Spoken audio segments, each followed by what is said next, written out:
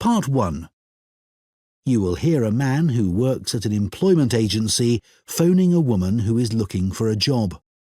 First, you have some time to look at questions 1 to 5.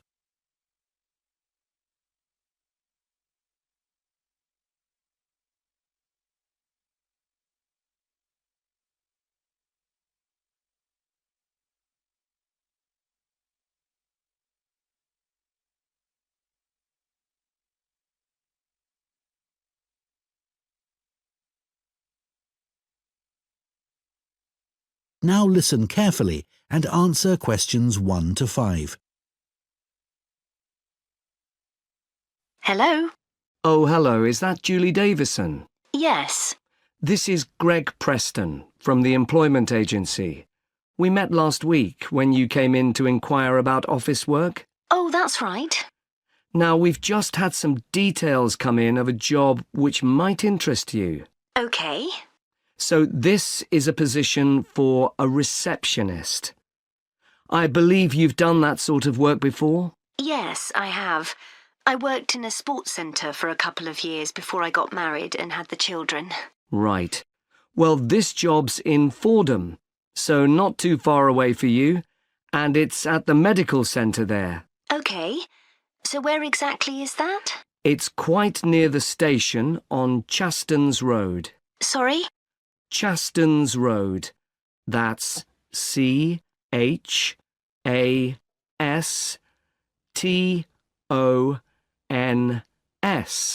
OK, thanks. So what would the work involve?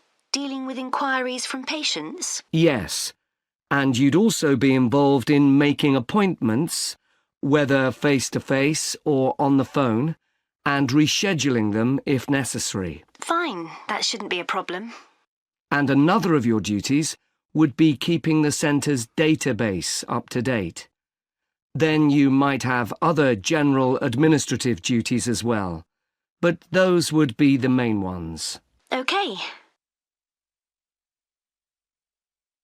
Before you hear the rest of the conversation, you have some time to look at questions 6 to 10.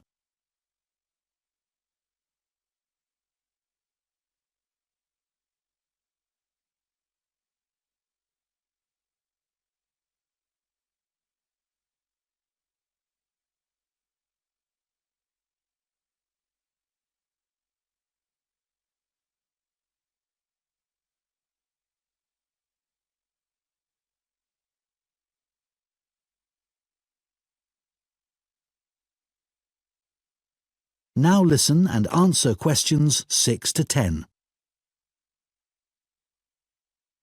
Now, when the details came in, I immediately thought of you because one thing they do require is someone with experience. And you did mention your work at the sports centre when you came in to see us. Yes, in fact, I enjoyed that job. Is there anything else they're looking for? Well, they say it's quite a high-pressure environment. They're always very busy, and patients are often under stress. So they want someone who can cope with that and stay calm, and at the same time be confident when interacting with the public. Well, after dealing with 3 children all under 5, I reckon I can cope with that. I'm sure you can. And then another thing they mention is that they're looking for someone with good IT skills. Not a problem. So you'd be interested in following this up? Sure. When would it start? Well, they're looking for someone from the beginning of next month. But I should tell you that this isn't a permanent job. It's temporary, so the contract would be just to the end of September. But they do say that there could be further opportunities after that. OK. And what would the hours be? Well, they want someone who can start at 7:45 in the morning. Could you manage that? Yes, my husband would have to get the kids up and off to my mother's. She's going to be looking after them while I'm at work. What time would I finish? 1:15. That should work out all right. I can pick the kids up on my way home, and then I'll have the afternoon with them. Oh, one thing. Is there parking available for staff at the centre? Yes, there is. and it's also on a bus route. Right. Well, I expect I'll have the car, but it's good to know that. OK, so where do I go from here? Well, if you are happy for me to do so, I'll forward your CV and references, and then the best thing would probably be for you to phone them so they can arrange for an interview. Great. Well, thank you very much. You're welcome. Bye now. Bye. That is the end of part 1. You now have 1 minute to check your answers to part 1.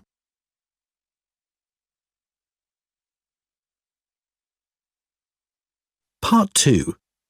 You will hear a guide at a farming museum talking to a group of visitors. First, you have some time to look at questions 11 to 14.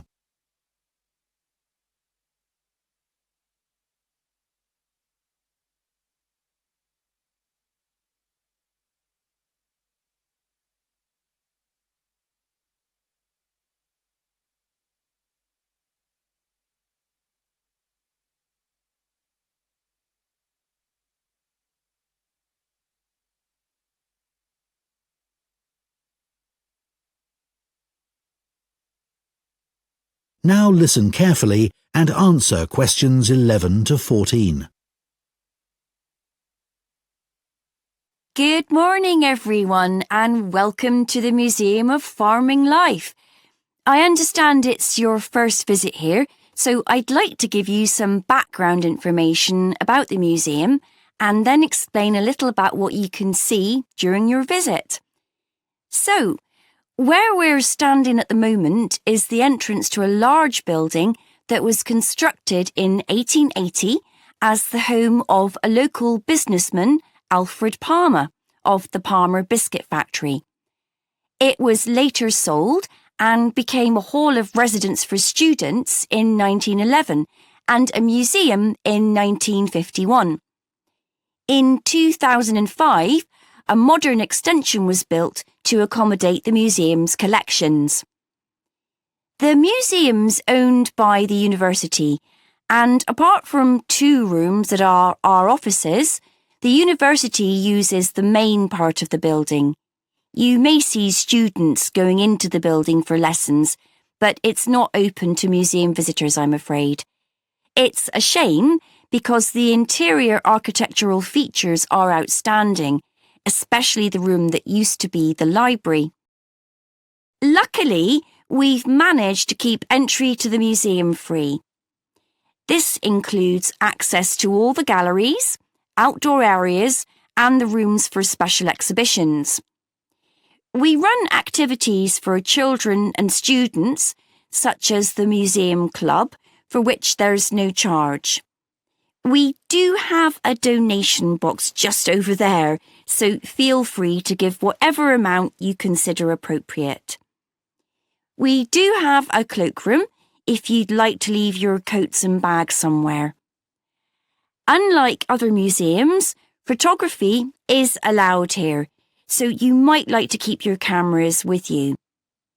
You might be more comfortable not carrying around heavy rucksacks, though keep your coats and jackets on as it's quite cold in the museum garden today. Before you hear the rest of the talk, you have some time to look at questions 15 to 20.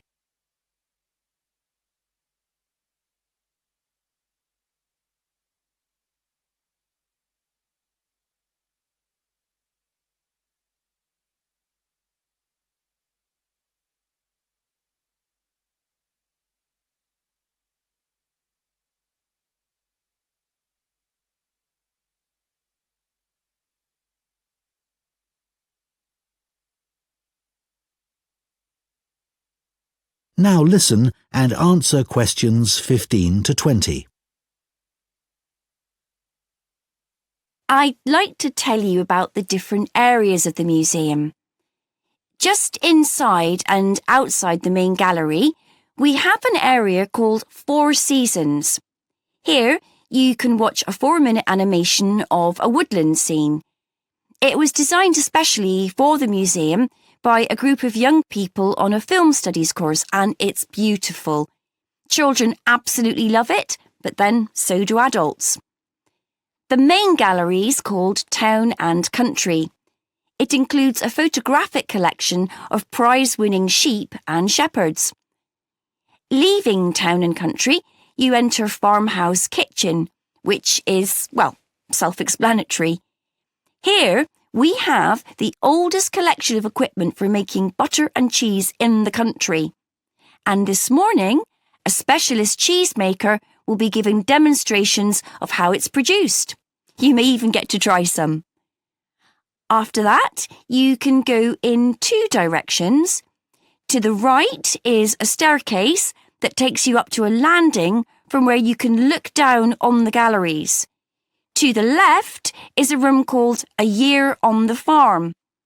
There is lots of seating here, as sometimes we use the room for school visits, so it's a good place to stop for a rest. If you're feeling competitive, you can take our memory test, in which you answer questions about things you've seen in the museum. The next area is called Wagon Walk. This contains farm carts from nearly every part of the country. It's surprising how much regional variation there was.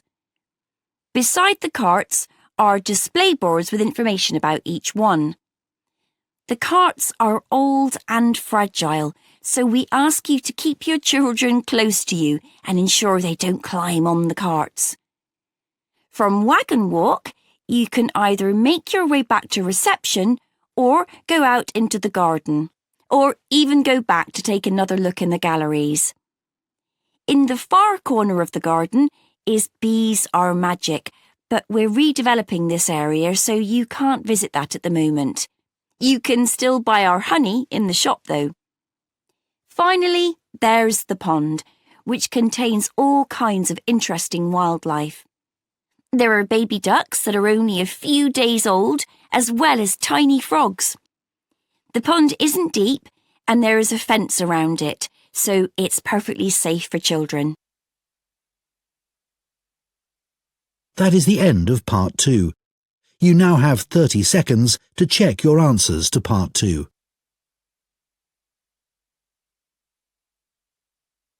Part 3. Following instructions from their tutor, you will hear two trainee teachers discussing the use of origami, a paper folding activity, in the classroom. First, you have some time to look at questions 21 to 27.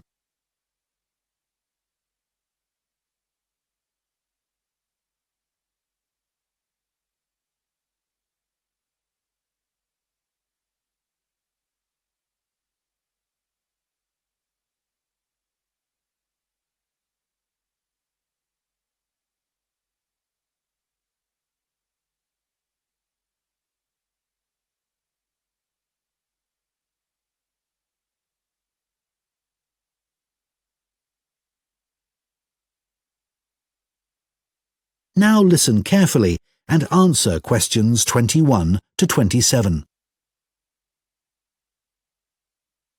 So now I want you to discuss the lesson we've just been watching on the video and think about the ways in which origami can be a useful educational tool. Can you all work with the person sitting next to you? I had no idea that such a simple thing like folding squares of paper to make the shape of something like a bird could be such an amazing tool. It's made me see origami in a whole new light. I know. It was interesting to see the educational skills the children were developing by doing origami. On the video, you could see them really listening hard to make sure they did all the steps in the right order to make the bird. That's right. In this lesson, they were working individually, but it would also be interesting to see if the children could work out how to make something simple without being given any direction. That would help with building teamwork as well. Yes, but much more of a challenge. One thing that really stood out for me was that the children were all having fun while being taught something new. Which is a key aim of any lesson with this age group. And although these kids had no problems with folding the paper, with younger children you could do origami to help practice fine motor skills. Absolutely. Shall we talk about the individual children we saw on the video? I wrote all their names down and took some notes. Yes, I did too. OK, good. Let's start with Sid. He was interesting because before they started doing the origami, he was being quite disruptive. Yes, he really benefited from having to use his hands. It helped him to settle down and start concentrating. Yes, I noticed that too. What about Jack? I noticed he seemed to want to work things out for himself. You could see him trying out different things rather than asking the teacher for help. What did you make of Naomi?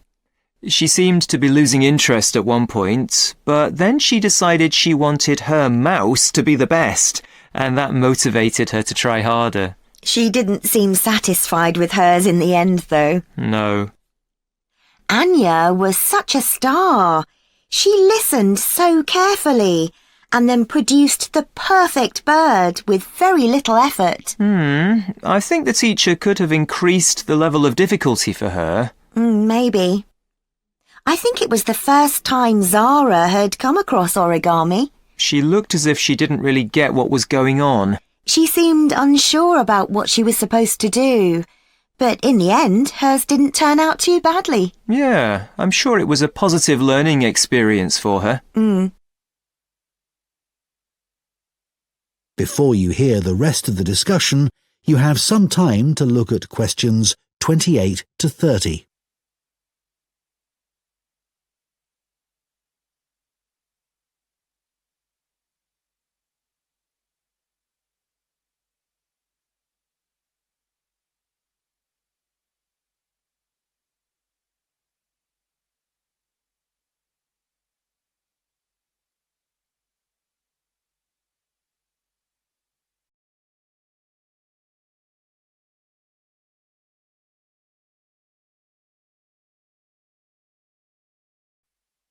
Now listen and answer questions 28 to 30.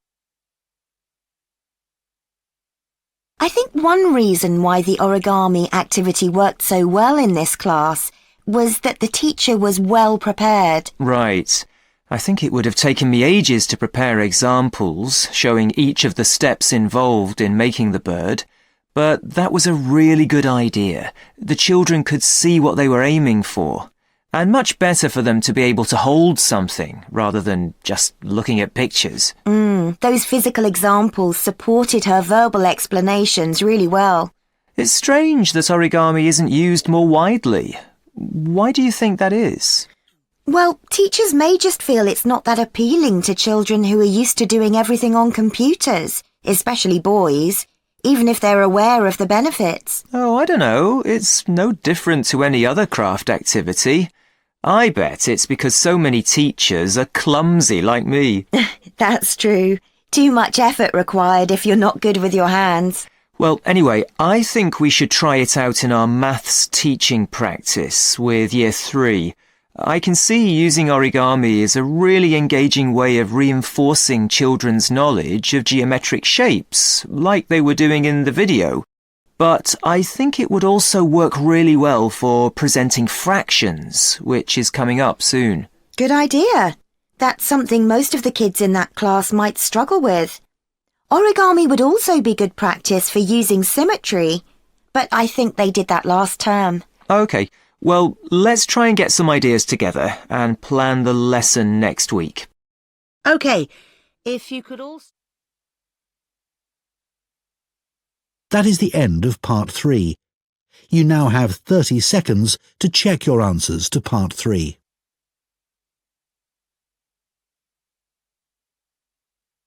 Part 4.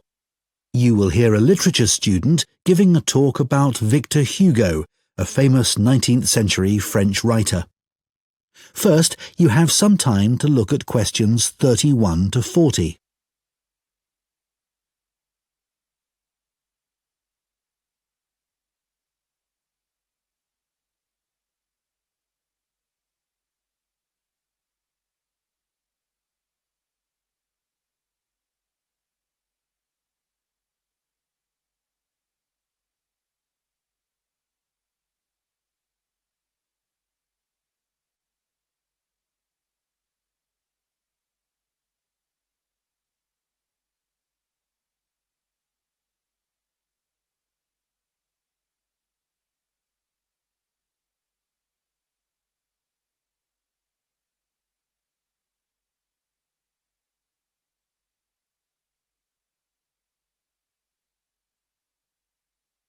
Now listen carefully and answer questions 31 to 40.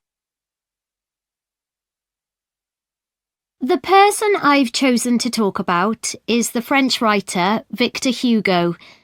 Many people have heard of him because his novel, Les Miserables, which he wrote in 1862, is famous around the world. It became a stage musical in the 1980s, and a film version was also released in 2012. So some of us, I'm sure, have a pretty general idea of the plot, but we know much less about the author. Today, I'm going to provide a little more insight into this talented man, and I'm going to talk particularly about the home he had on the island of Guernsey in the British Channel Islands. But first, his early career. As I've said, he was a writer. He was at the height of his career in Paris, and he was very highly regarded by his colleagues. As far as literature was concerned, he was the leading figure of the Romantic movement. However, as well as being a literary genius, he also gave many speeches about issues like the level of poverty in his society. He felt very strongly about this and about other areas where change was needed, like education.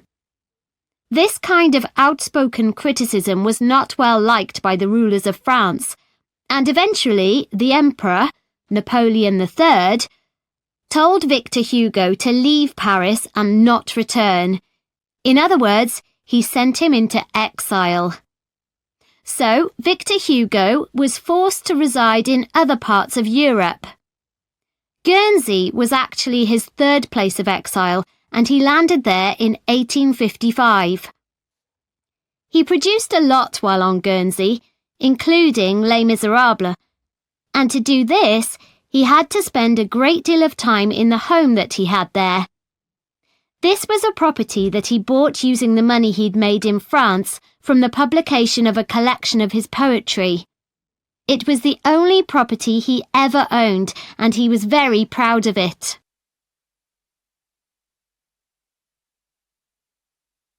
The property Victor Hugo bought on Guernsey was a large 5-storey house in the capital town of St. Peter Port, and he lived there for 15 years, returning to France in 1870 when Napoleon's empire collapsed. He decorated and furnished each level or floor of the house in unique and wonderful ways, and many people consider the inside of the house to be a work of art.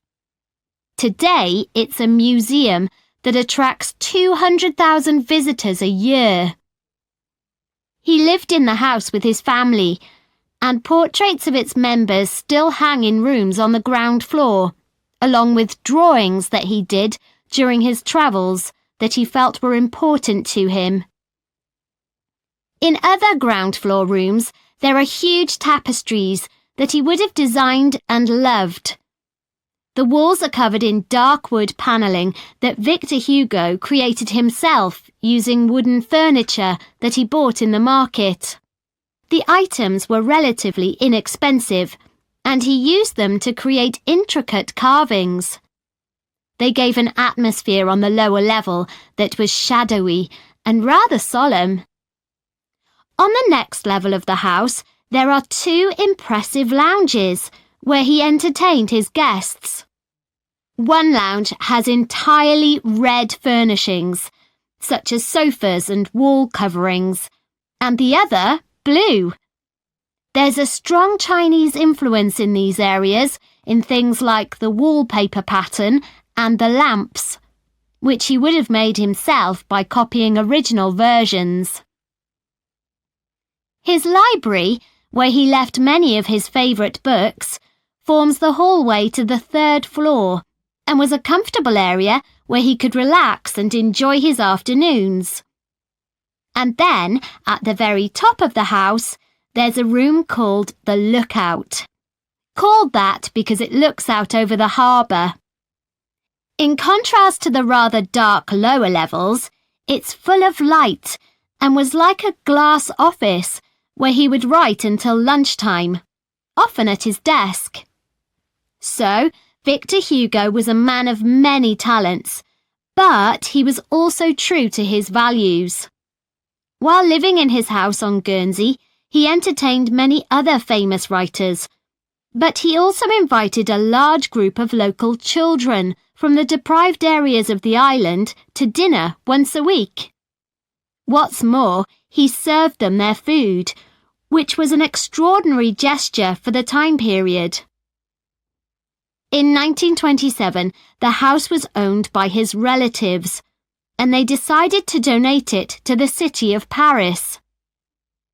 It has since been restored using photographs from the period, and, as I mentioned earlier, is now a museum that is open to the public. That is the end of Part 4. You now have 1 minute to check your answers to Part 4.